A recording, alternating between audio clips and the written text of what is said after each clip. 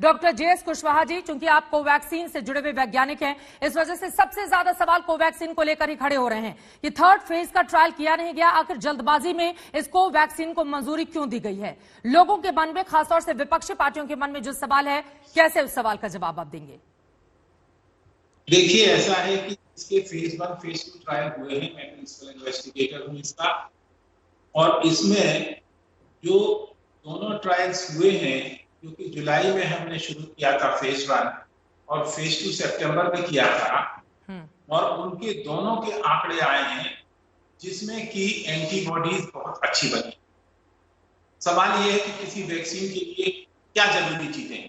पहला तो यह है कि वैक्सीन सेफ है, वैक्सीन की सेफ्टी बड़ी इंपॉर्टेंट है। दूसरा ये है कि एंटीबॉडीज बन रही है कि नहीं बन रही। तीसरा ये है कि एंटीबॉडीज कब तक लास्ट करेंगी, जिससे कि हमें इम्यूनिटी कब तक मिले। तो इसमें जहां तक सेफ्टी का सवाल है, तो हमने जो फेज 1 फेज 2 किया है, फेज 3 का भी हम फर्स्ट फेज कर चुके हैं जी, चल रहा है। उसमें कोई भी किसी भी वॉलंटियर को इस तरीके के कोई भी एडवर्स रिएक्शन नहीं आया है। सिर्फ लोकल साइड पे थोड़ा सा पेन या माइल्ड फीवर, वो भी 1 दिन के लिए या 2 दिन के लिए एट मैक्स। एक पहली बात। दूसरी बात ये थी कि जहां तक सवाल एंटीबॉडीज बनने का है, नेचुरल कोविड जो जिसको कोविड होता है उसमें एंटीबॉडीज बनती हैं 2 हफ्ते के बाद, लेकिन वो एंटीबॉडीज परसिस्ट नहीं करते। हमारे पास कितने लोग आए जिनको कोविड हुआ और 3 महीने के बाद उनकी एंटीबॉडीज खत्म हुई। तो ये एंटीबॉडी जो बनी है, जो हमारे पास 4.5 महीने का डेटा है, इसमें हमने 128 डेज पे देखा है कि एंटीबॉडीज परसिस्ट कर रही हैं, इंक्रीमेंटल बनी। तो इससे ये साबित हो रहा है कि ये जो वैक्सीन है, ये 4.5-5 महीने से ज्यादा का तो ट्रायल डेटा कहीं पे भी नहीं है दुनिया के अंदर। तो इससे ये लगता है कि इस वैक्सीन में ये प्रोटेक्शन है वो 1 साल के लिए मिलना चाहिए, लेकिन आगे देखा जाए। फेज 3 ट्रायल का जो फेज 1 था, क्योंकि हम लोग 0 to 28 डेज पे देते हैं, तो 0 वाला जो हमने दिया है वो हो चुका है।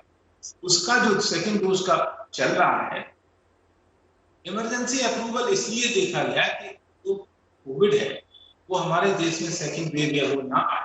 अगर उन लोगों को जिनको वैक्सीन दी गई उन्हें कोई प्रॉब्लम नहीं हुई है, तो इसलिए ये लगता है कि वैक्सीन ये सेफ है एंड प्रोटेक्शन भी है।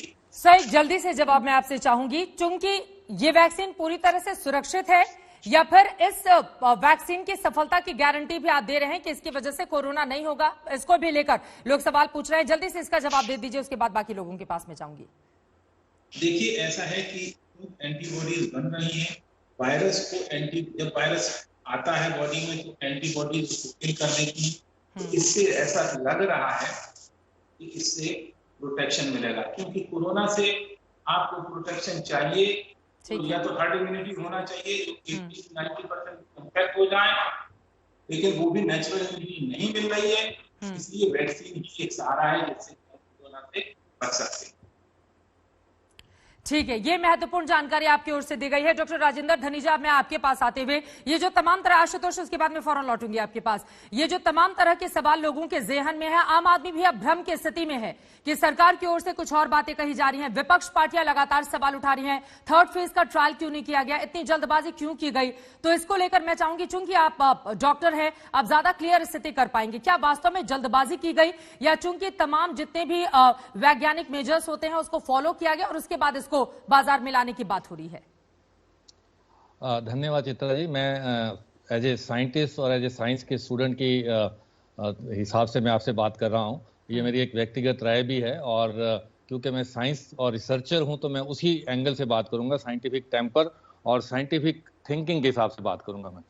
ये जो सब मुद्दा, जो पहली बात तो मैं ये मानता हूं कि साइंस और पॉलिटिक्स को नहीं जोड़ना चाहिए। ये बहुत ही इंपॉर्टेंट डे है, लैंडमार्क डे है। कोविड की लड़ाई में पूरी दुनिया लगी हुई थी पिछले 1 साल से।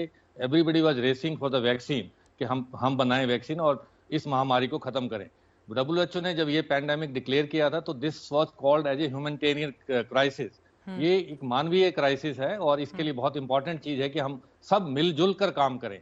पूरे देश लगे हुए थे, पूरी दुनिया में जितने कोलैबोरेशंस हुई हैं between countries, between scientific organisations and scientific institutions, उसके बाद ये जो 10 साल का जो वैक्सीन का जो प्रोग्राम चलता है वो 1 साल में बन पाया। It was all because of the collective effort of all the countries. अब इस जब वैक्सीन की बात करें, हम कोवैक्सीन की बात करें, तो आपको मालूम, मैं आपको ये बताना चाहता हूं कि क्या प्रोसेस के तहत से ये वैक्सीन जो अप्रूव हुई है। There is a new drugs and clinical trial rules 2019 जिसमें 2 चीजों का प्रावधान है। एक तो यह है कि एक्सेलरेटेड प्रोसेस, कि जल्दी से अप्रूवल की प्रक्रिया खत्म की जाए, जो इसमें हुई है। और दूसरा प्रावधान यह है कि provision for granting approval to a drug और vaccine that is in a clinical trial, जैसे ये है कि क्लिनिकल ट्रायल में provided there is a prima facie case of vaccine of being meaningful therapeutic benefit and safe. So ये एक नियम 2019 में आया है, ऐसा नहीं है कि ये उस समय तो कोविड नहीं था, उसी नियम के तहत जो है ये अप्रूवल हुआ है। और अप्रूवल भी जो हुआ है, मैं आपको ये बता दूं कि कोई रेगुलर अप्रूवल नहीं है। दिस अप्रूवल की बड़ी लैंग्वेज देखिए, दोनों वैक्सीन के अप्रूवल में डिफरेंट लैंग्वेज है, जिससे हम ये मानते हैं कि दोनों की रिसर्च की स्टेज अलग अलग है।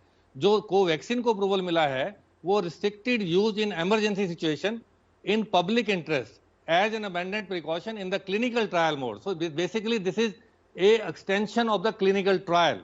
So this is proactive strategy कि we are changing the virus rather than virus is changing us.